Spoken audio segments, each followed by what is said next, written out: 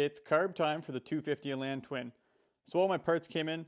They're not exactly Mikuni, but they're Amazon knockoffs, which is okay. You can buy the Mikuni kit for like 300 bucks, but I spent less than $100 on all this. And then I spent like another maybe 30 or 40 bucks on some hose, some connectors, and like a build-it-yourself cable kit. All this stuff is going to work fine for the amount I'm going to ride this sled realistically. But to get started, I'm going to mount the fuel pump. So I think I'm going to put it down over here. Probably just drill and tap that flat bar. So then it's close for the pulse line to come and for the fuel line. And remember I was saying the 57 mil spread. So that is perfect for this sled. Just fits right on. So that's pretty sweet. That'll tighten up nice and work out. The cover fits in here too. I'm going to run some new fuel lines too. I'm not a big fan of running these plastic style around near the muffler. It gets pretty hot. And speaking of the muffler, I still don't have the Y pipe. I found out today that it's coming from Newfoundland and it's supposed to be here by mid next week. So that'll be pretty awesome, but we'll get started on the carb.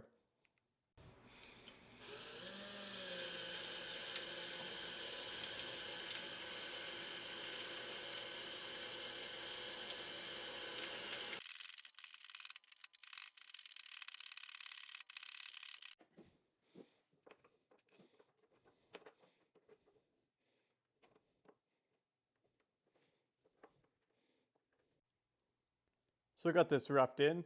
That went pretty nice, looks pretty good. So I still got to drill a hole in the top of this carb right in here. So that way I can put the jet in for the primer. And then I put a little splice in. You can see it right in there. And that's where the T-joint connection is for the primer to pick up fuel. You want that before it goes to the fuel pump. As well as I put a piece of this clear line there too, so I can see that I am getting fuel from the tank if I'm trying to troubleshoot on the trail or something. And then I reused a bit of the old line just coming up off the return of the pump. But you want to make sure you use nice new hard wall line on the pulse, because over time these get soft and then they just get crushed by the pulse and then they won't end up working very well. But pretty happy with this so far. And then for the plunger, I'm going to just drill a hole somewhere here, try and line it up with the kill switch and put the plunger on that. I drilled out that hole, went nice and slow.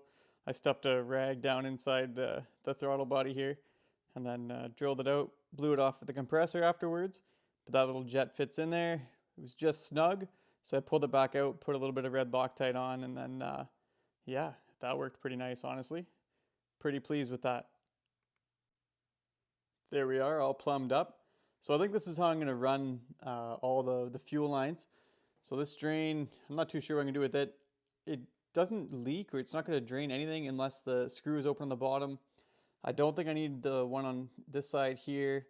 It didn't seem to go anywhere. But the other one, it connected to the float. So I plumbed it into the existing fuel return line that goes back to the tank just to see. I don't know how much fuel is going to actually go back through it, but we'll figure that out. And then put my plunger on here. So should be nice.